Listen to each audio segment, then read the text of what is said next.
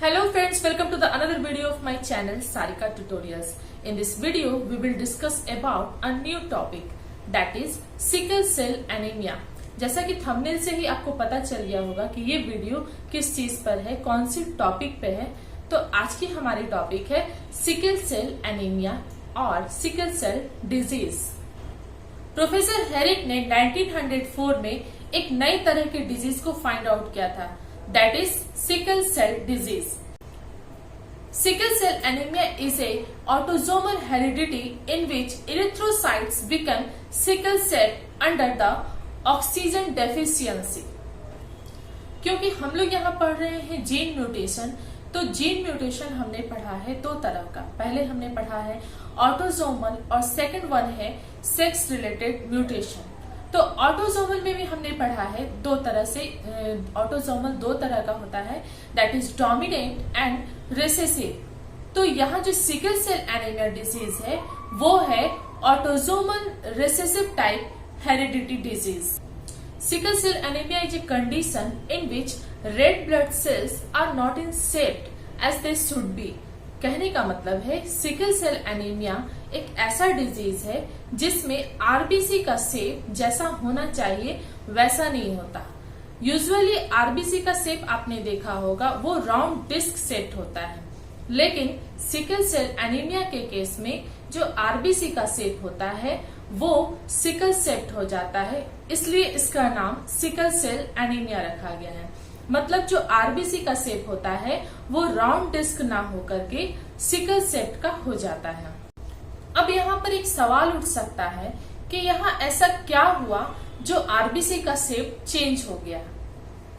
This is caused by the formation of abnormal haemoglobin on chromosome number 11 and this hemoglobin is called hemoglobin S।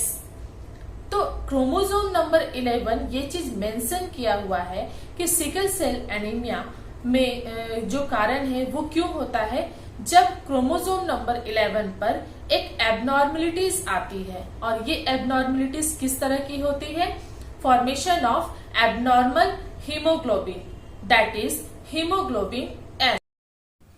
इस slide में हम देखेंगे कि इसे हम मान लेंगे क्रोमोसोम नंबर 11। ये जो क्रोमोसोम है ये क्रोमोसोम नंबर 11 है और यहाँ पर इस जगह पर HBB जीन लोकेटेड होता है। कौन सा जीन? HBB जीन लोकेटेड होता है। ये HBB जीन जो होता है वो क्या करता है? हीमोग्लोबिन बनाने का काम करता है।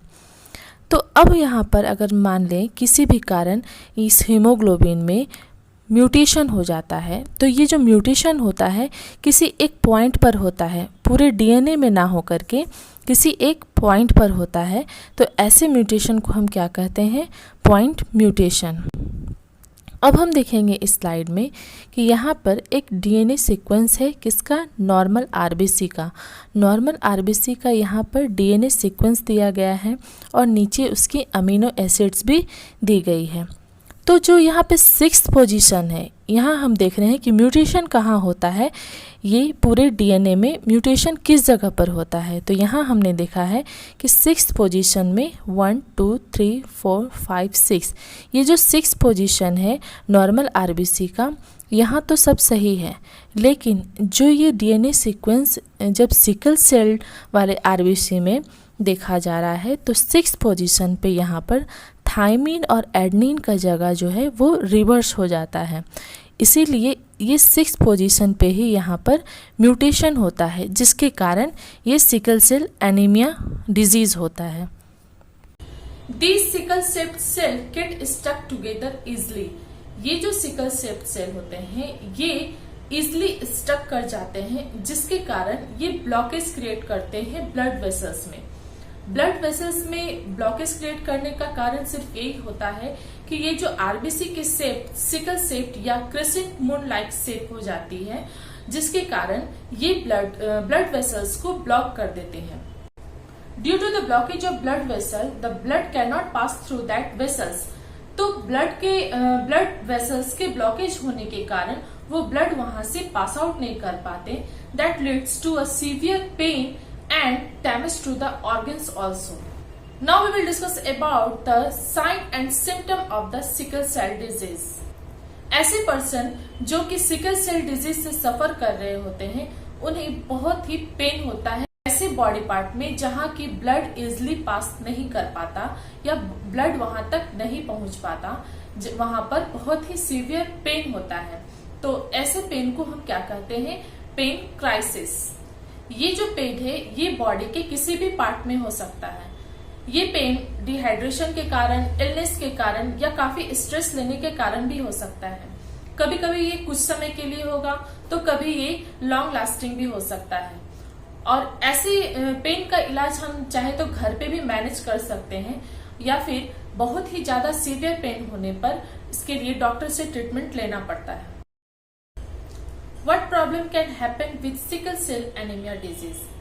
A sickle cell anemia disease person can have a many problems. जो पर्सन सिकल सेल एनीमिया से डिजीज करते हैं उनके साथ बहुत ही ऐसे प्रॉब्लम क्रिएट हो सकते हैं अचानक से, that needs immediate care of the doctor, and these problems are as follows.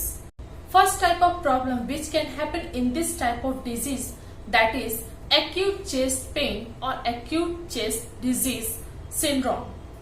This is caused by the inflammation or infection or by the blockage of the blood vessels of the lungs. कहने का मतलब है कि ये जो acute chest pain है ये हो सकता है इन्फ्लामेशन से, इन्फेक्शन से या फिर जो ब्लड वेसल्स में ब्लॉकेज हो जाते हैं उससे भी ये क्रिएट हो सकता है। ये ऐसा severe chest pain. Second one है aplastic crisis. When our body are unable to create a new RBC, then it leads to a anemia. जब हमारा बॉडी न्यू RBC बनाना बंद कर देता है या फिर बनाने में सक्षम नहीं होता है तो ये एक बहुत ही गंभीर एनीमिया का।